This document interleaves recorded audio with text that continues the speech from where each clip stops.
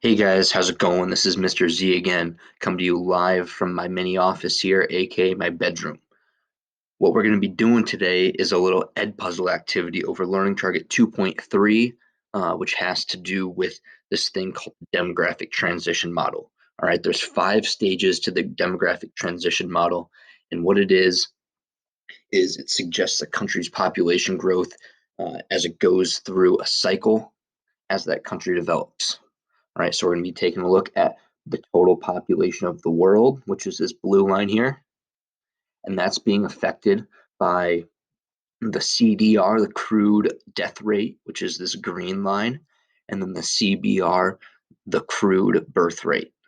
Okay, and so let's go ahead and just get straight into it here.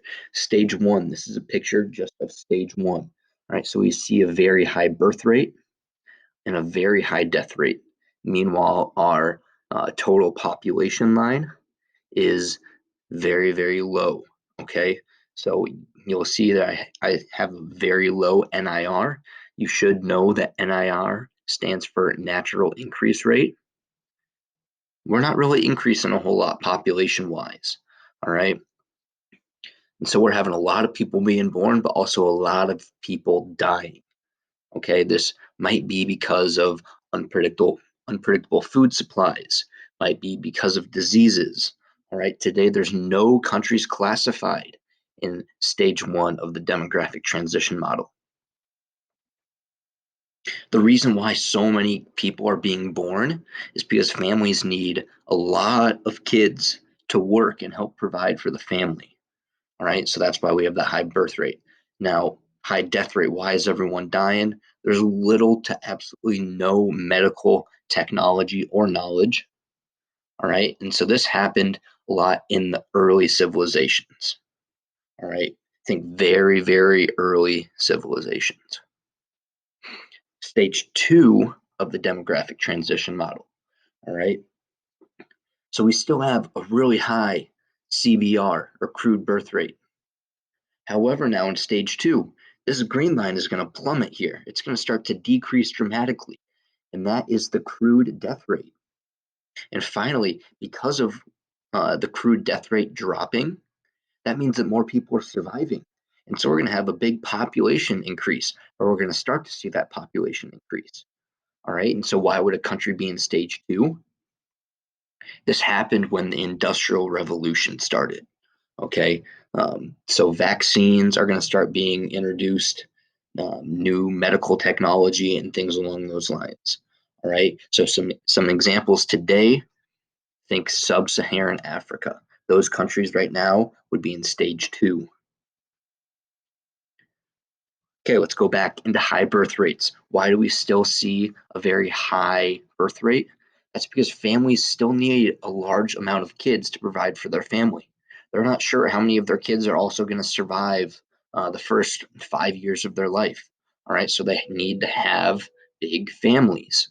All right, but the death rate is dropping because of new medical technology. They're getting new understanding about the body, how the body works, how to treat sickness, and things along those lines. Okay, and then now some modern examples. All right, remember there's no countries today that are in stage one, but there are some in stage two. So some examples would be Yemen, Afghanistan, and then much of sub-Saharan Africa. Moving on to stage three here. All right. Finally, we're starting to see now in stage three, the birth rate is starting to drop off, just like the death rate did last stage. Okay, let's talk about the death rate now. All right, it's still declining, it's still going down, as you can see with that green line there.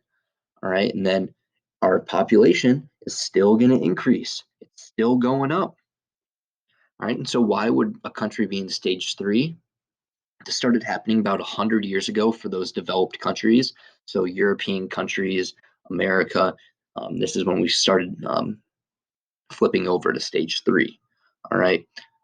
And so some examples today would be like Botswana and Colombia.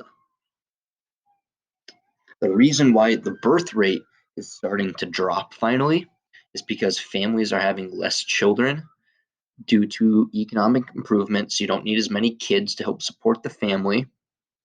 Also, women are starting to play a larger role in the workforce, and so they can't have as many kids because they got to go to work every single day, and they just simply don't have enough time uh, to have a super large family.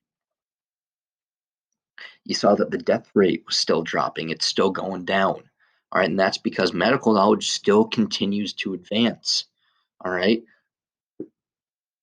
and then now today, stage three, it's most of the developing countries, just like I mentioned previously with like Botswana, Colombia. All right, stage four. All right, we got our total population skyrocketing here. All right, look at that orange line up there, way up there as compared to stage one. Stage one was nearly at the bottom. Now stage four is up near the top. And just like the crude birth rates and crude death rates, they used to be really high, but now they're down towards the bottom here. So we have a really low birth rate. We have a low but slightly increasing death rate, and we have a zero or negative natural increase rate. All right. So why would a country be in stage four? It's because of things like increased access to birth control, more women working outside of the home. All right, some examples of stage four countries today would be Canada, the United States, Argentina. So most of those developed countries there. So families are having even fewer children due to increase in economic standing, education level, and birth control. Right? Think of your grandparents or your great grandparents. I can almost guarantee you that they used to have six, seven, eight siblings. All right. For example, my grandpa was one of 10, and then my dad was one of seven. All right. So that's going down. Now, me, I'm only one of three. Okay. So my family is a great example of the birth rate slowly declining over the as the US develops from stage to stage. All right. Death rates, though, medical knowledge continues to advance, but not as aggressively as stage three. All right. But we're seeing increased death rates because of all the people that were being born previously. Now they're starting to die off. And then stage five countries of demographic transition model.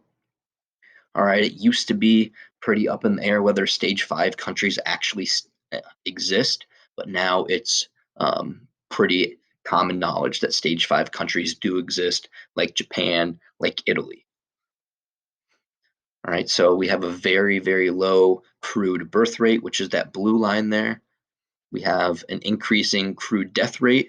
You can see that the death rate now is pretty steadily above the birth rate. So more people are dying than being born. Then we have a negative natural increase rate. So we're starting to lose population in these stage five countries. All right. So why would a country be in stage five? Not enough children being born to replace them who are dying. Women waiting later to have children. All right. So they're not having kids in their 20s. They're having kids in at their late 20s and their 30s. All right, so just kind of like I said earlier, families are having less kids. All right, death rate really hasn't changed from stage four, but because there was so many births in the previous stages, there's more people alive than being born, so that's why the population is going to be decreasing. Let's talk about Japan. So they are still really densely populated, but they're just not having enough kids to keep their population up. All right. They also have the highest average death age. So their people are living the longest. And so we're not seeing a whole lot of effects yet, but we could in the future. So all together now, let's look at this demographic transition model. We go from a lot of people being born, also a lot of people dying. So we're not going to see a whole lot of increase in the population. But stage two, because of new medical technology, we're going to see death rates start to drop dramatically. Well, people still need lots of kids to help support the family, so birth rates are going to stay high because death rates are dropping. we finally start to see an increase in population. All right. Even more medical technology, things like birth control. Um, that's keeping the death rate low as well. Birth rates are starting to drop. All right. And we're going to keep seeing population increases. Stage 4, now we're back down to low birth rates, low death rates. All right. And so we're not going to see a whole lot of change within stage 4 for population. And then into stage 5, now we have bigger death rates and we have birth rates. So our population is going to either stay steady or really start to decline there. And that could have a few different effects on the population, like they're not going to have enough workers to replace the workers who are retiring. So you're going to see lots of job openings. And so the country's economy might start to slow down because they can't produce as much as they used to just because they don't have as many people. All right. If you want, you can go in, watch this video from Hans Rosling here. He's the Swedish dude that does a great job explaining how the world population is going through all these changes throughout the years. And then we just got done talking about population pyramids yesterday and the day before here. All right, so let's link it back to population pyramids. Stage 1 countries, they're going to be in those rapid growth. Stage 2, it's still going to be pretty rapid growth. Stage 3, now we're starting finally to see a slowdown in the population. It's starting to get a little bit more curved. We have a low death rate. We have a longer life expectancy because of medical technology. All right. Stage 4, we have a low death rate now. We have a low birth rate, longer life expectancy. All right. So we're starting to see the natural increase rate start to slow as well. All right. So make sure that you're able to kind of picture in your head what stage goes with what type of population pyramid. All right, that's all I have for you guys today. Hopefully, you guys are able to understand all of that. But if you don't understand it, please be sure to ask your teacher. We'd be more than happy to help any single one of you. All right.